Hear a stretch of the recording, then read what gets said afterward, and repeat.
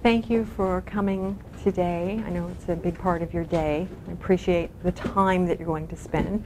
I'm Dr. Sarah Denning, and I am the creator of the Anxiety Notebook, My Anxiety Notebook, which is a program and a process for dealing with a basic symptom of almost everything human beings do, which is anxiety. Oddly enough, Freud early on, God bless him, said there's only one diagnosis. And then he said, no, I'm sorry, there are actually three. Anxiety, more anxiety, and high anxiety. And that's what he turned into the word neurosis. So everybody's heard the word neurosis, and that's exactly what he meant. So from there, the world of psychology and clinicians in psychiatry took this into much more complicated areas, and that's really great because a lot of good things happened. But up until about 12 years ago, they were actually a lot of good guesses. Kind of interesting to be in a profession based on a lot of good guesses. And a lot of also experimental psychology, which has come and gone in fashion. But we have just had the decade of the brain. And so I now think that we are good mechanics, because you would not take your car to be repaired if it was sputtering and spitting and doing all kinds of strange things that cars should not do. And the mechanic said, that's really great, bring it in once a week for the next 2 years and we'll figure it out. You'd go somewhere else. So that's what we're doing. We're finding cause. We understand the mechanics now tremendously, and the engineering, and we know that our brain is not cognitive only, and our brain is not emotional only. There's no longer a fight between logical and emotional, thank you. There just doesn't exist anymore. And we also understand that there is no mind-body separation. It's a symphony orchestra. Sure, there's solos. The trumpets blare and the violins have their wonderful part, and here comes the tuba, but it all goes together. It absolutely all goes together. And we do have harmony and discord and all kinds of things, but there is no split there. In fact, there are multiple parallel programs all happening at the same time. I'm using the word program. We're also not computers. We went through that lovely metaphor back in the 80s. Okay, so we're living, breathing organisms, and the brain is an organ. So we look at the brain now. My work is founded on the very big shoulders of Dr. Bruce McEwen and Elizabeth Gould and Eric Kaplan, who discovered something called neuroplasticity. This is the main word that we build this work on. We now know that the brain does not really get stuck. We feel stuck. Our behaviors become repetitive. We also understand now that there aren't many real, this is shocking, maladaptions. There are adaptions. And the human mechanism from its birth, all animals from their birth, are busy with one big job, and that's adapting to everything around us as best we can, in order to survive, hopefully thrive. You've heard all these words. These are all beautiful developmental words. And what we now need to understand is that this whole system is always developing and adapting. Always developing and adapting. We're not unconscious when we're asleep. We're also working on those adaptations. That's what our dreams are basically made of. We're not unconscious when we are sedated with medication. We are working this whole system, this whole brain-body system. So when we talk about neuroscience and neuropsych, which is our new term now, we also have to be very careful. There is really nothing called a psyche. Okay, that sounds odd too. There isn't. So again, being a psychologist for me is a very odd thing to have to say, this is what I do. But there is something that we could call the psyche, souls, spirit, all kinds of invisible things that we know exist because we feel them. They have an impact on us and other people. We feel dynamics between people. So all of this now, we now have not just a mechanistic approach, but you've also heard the word holistic. Took me years to figure out what that really meant. Now, again, I go back to, oh, it's the whole symphony orchestra. Okay. Now I understand what this means. So today we're going to go through my anxiety notebook. And the basic state of the art of neuropsychology is tremendously accessible, practical, and believe it or not, simple. All right? So you're going to walk out of here today neuropsych people, because you're going to understand these systems that we're talking about. So let's get right into the other piece of this that makes it very, very different, other than there really are no maladaptations. They're all adaptations. Of course, they're being used at the wrong time with the wrong people in the wrong place, because our primed response, which if you've read through the book,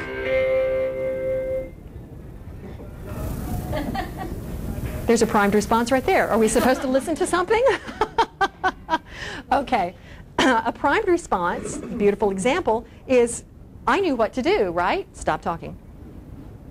Now, why? Because I was in elementary school at one time and high school, and I know exactly that means something's going to happen. Okay. So a primed response is a behavioral, adaptive reaction. All of these, emotional, mental, physical, you cannot take them apart, remember, okay? That I have learned for a reason in my environment. Now, the other thing about this beautiful mechanism here, this whole thing, is once we learn something, we're efficiency machines. We use it again, and we use it again as fast as humanly possible. Faster than I'm doing that, right there. That's what's happening in our brains. So, very tricky. Now you can see where an adaptation that I've made to something, I'm going to make it that fast over here now. Oh, oops, after I've done it, said it, felt it, did it, whatever it was here. This is our problem. It's everybody's problem. But what makes me do that quicker is a anxiety, stress, threatening, fear response. Most people have heard of the amygdala. There are two of them, by the way. They're about the size of my little fingernail. And they hang off the back of your hippocampus like that, okay? Now, these little guys are in charge of processing fear, threat, these kinds of situations very quickly, okay? So what we want to do is find ways to interrupt that reaction, make some room for what we used to do, which is experimentation and exploration. So we loosen up that behavior. Here's where neuroplasticity, remember that word, comes into play. What we do know very clearly about stress, beautiful research is being done on this, where you see movies of the brain where this is happening. We have something now called an fMRI, functioning magnetic resonance imagery. These aren't those, you know those old Polaroids where you can be chewing on something and it catches you? It's like, oh my God, I don't look like that. That's horrible, right? That's what we used to have, pictures of the brain. Well, we all know that we throw half of those away because they're too embarrassing. We have movies now. We see the whole process happening. What we know with stress, chronic stress, is actually the worst. Every day, every day, every day, every day, every day. A stressful event is bad, but believe it or not, most people recover from those sooner, faster, easier. I'm not kidding. I worked with people after 9/11. Okay. After 9/11, here's what happened. And it really helped with this method. When I told people your brain is working absolutely properly, there's nothing wrong with you, of course you're afraid to go down the stairs. It makes sense. Our behavior makes sense. Almost 99% of the time. Are there aberrant behaviors? Of course there are. But most of us, our behavior makes sense. And when we understand that's what our brain is doing, our brain learned one time. It's threatening, the stairway may fall, I can't go down the stairs. My brain is not stupid. My brain is going to retain that information and use it and use it and use it and use it as quickly as possible. Now, can I get my brain to not use it? Yes. Here's what's interesting. The first part of this book is based on psychodynamics, a little psychoanalysis for the person doing the book. Here's why. Because when you know this behavior makes sense, now you can interrupt it. Very, very, very different than me as a therapist or counselor or parent or somebody saying to you, well, I don't know why, but that's okay. You just need to let it go or calm down or forget about it or do something different. That doesn't stick. Okay? It doesn't stick in this lovely mechanism that says, I know why I'm doing this. Okay? When you know why you're doing it. I see patient after patient, got an email this morning, and the email said, Dr. Denning, I think, yeah, I got it. I got it. Makes sense. Okay, see you in our next session. That's it, right there. That's what we're after. That's our first step. Now, it makes sense. I get it. I've got a second here where I can go, wait. Do I want to do this now or not? Is this the thing to do here? I can make a little evaluation now. I can stop myself, and I can understand why I'm doing what I'm about to do, just did. I don't care where you catch it. This is the other piece. I don't care where you catch it. Catch it later. Pat yourself on the back. Got it. Wow. Pivotal moment. Big second part of the book. Pivotal moment. That's what the first part of the book is creating. You'll do some worksheets. The identity worksheet, very important. Why do I do this? All very individual again. I can't tell you why you do this. I don't know. We'll be in therapy forever with me guessing. Right? Or we'll be in counseling forever with me guessing. Or we'll just be going around and around spending most of our time guessing. That's ridiculous. When you do your identity worksheet, when you do your original fear worksheet, I'm afraid because I'm afraid that I'm the one with that history and information. I unbundle that pretty quickly. It's amazing how quickly a couple of because I. It's a totally simple worksheet. Wow, we get there really quickly. Again, we're making sense of all of our behavior, emotional, intellectual, our coping mechanisms. Now we're back to anxiety. All of these are coping mechanisms.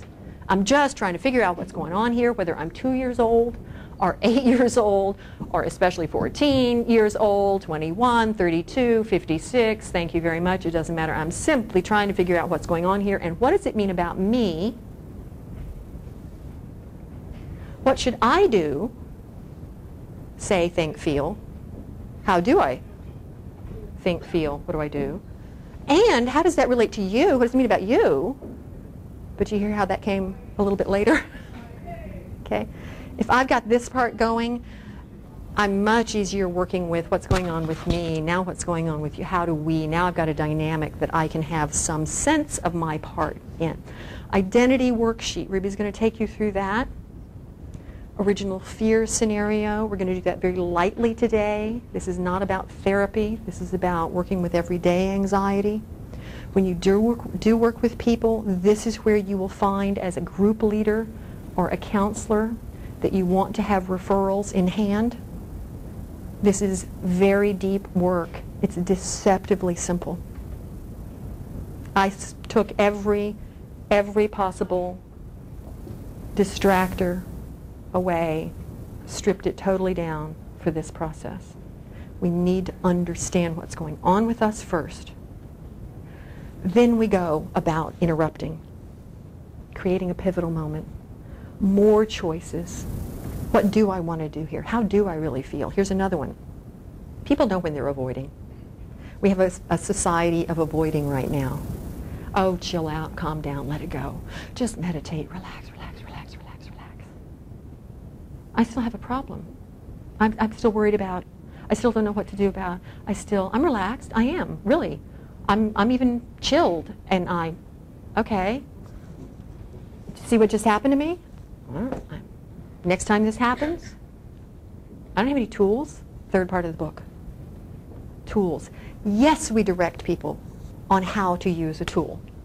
We direct people on how to use it. This is also new in the world of therapy and psychology.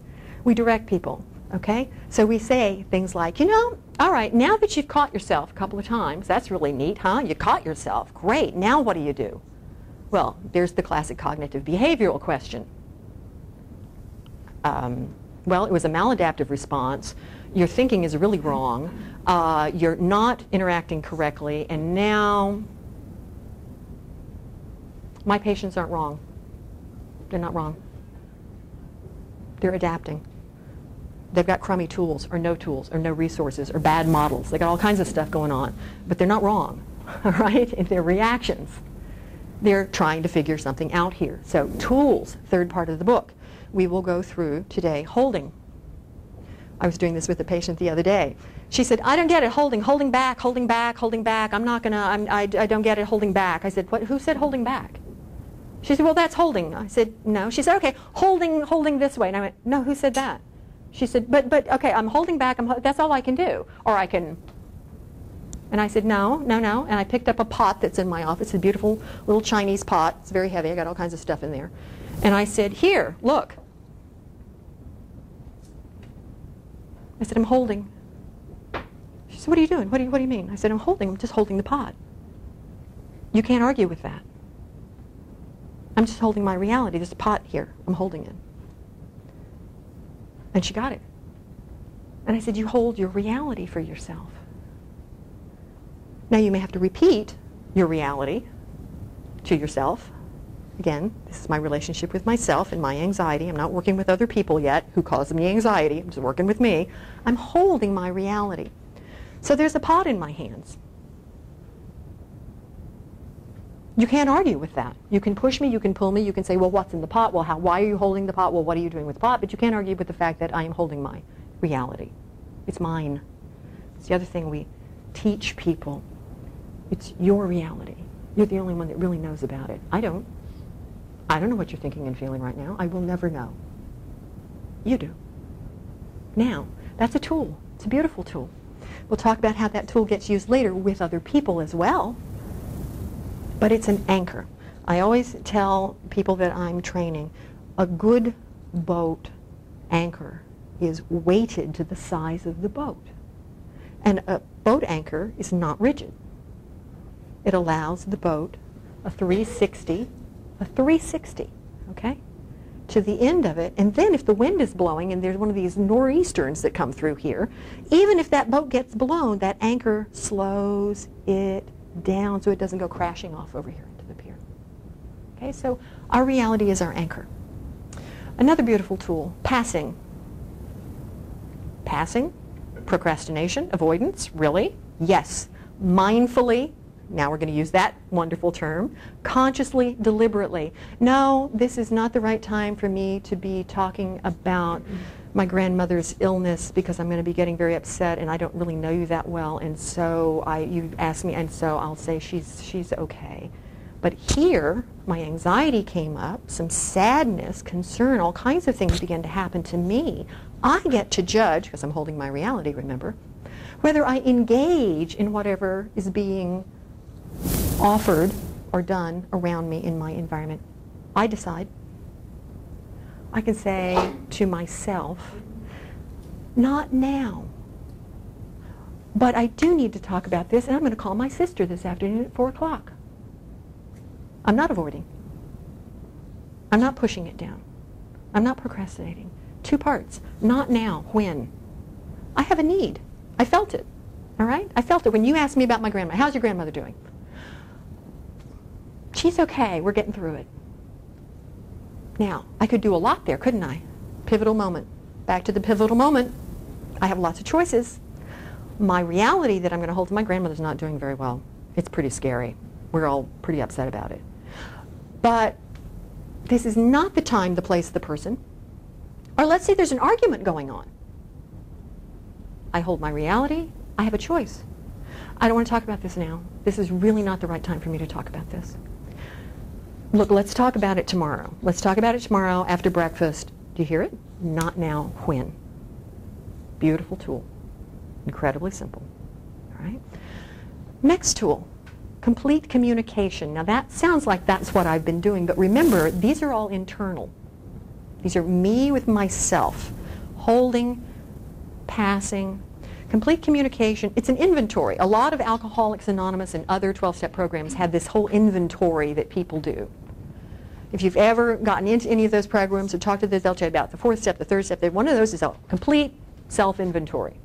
Well, this is very simple and very quick. It's I want, I think, I feel, I know. Let's go back to somebody just asked me how my grandmother is. Well, I want to cry. I think that this is probably the wrong time for me to talk about this. I know I need to talk about it, probably with my sister. I just did a very nice, complete communication with myself to help me in that moment. Again, that pivotal moment where I'm deciding, directing, self-directing this whole anti-anxiety, anxiety prevention. Do you begin to hear how I'm preventing my anxiety level from doing all kinds of things with these encounters, with these tools? Very simply. All right, complete communication is with myself about myself. I have my self-knowledge, or I can pretty quickly, now that might even be a little slow at some point, that's okay too. That's fine, doesn't matter. I want, I think, I need, I feel. Good to go. Good enough. Last tool in the book. Good enough. Good enough means I get into arguments, or I shouldn't say I get into arguments. I kind of laugh when people start arguing with me. But that's not good enough. What do you mean? But good enough isn't good enough. Really? What does good enough mean? Do you have a good enough? Do you know what that is for you in certain situations? Do you even have a measure of good enough? And how? What are you talking about? Not good enough. Really? That's an anxiety, isn't it? There it is. It's perfect. It's a beautiful anxiety. It won't be good enough. Really? You're telling me that good enough won't be good? Well, it sounds to me like you haven't really defined for yourself, not for me, for yourself, what would be good enough. Good enough for now. Good enough for a first step. Good enough for the end of the day. Good enough because I got a list of 10 things. Would 3 of those be okay? So a little tool, again, a big tool, self-definition, good enough. Again, it's going to help me keep my anxiety, which is normal. And we'll talk about that scale, okay? As we go through the day, the week. Now, I want you to all think about what you wrote down before we got started. In tiny letters at the bottom of that page was a stress scale overview. Open your notebook to the anxiety scale, the stress scale. It's in this book right here. It's probably, give you the page. There's 2 of them. You'll notice there's probably 2 of every worksheet in here. The first one's always messy. We let it be messy. I don't know what my 8 is. I don't know what my 2, 3 is.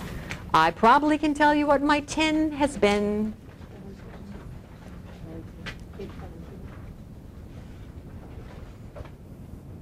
Okay.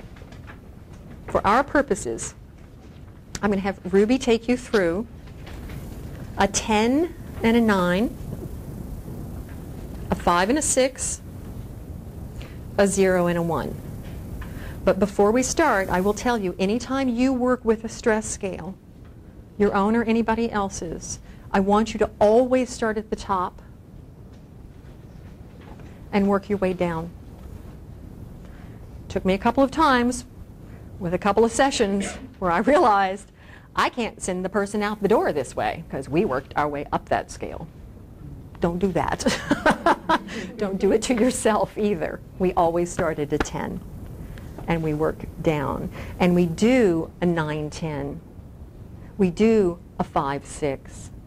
We do a 0-1. Then we let the person fill in the rest of the blanks. That's their first homework.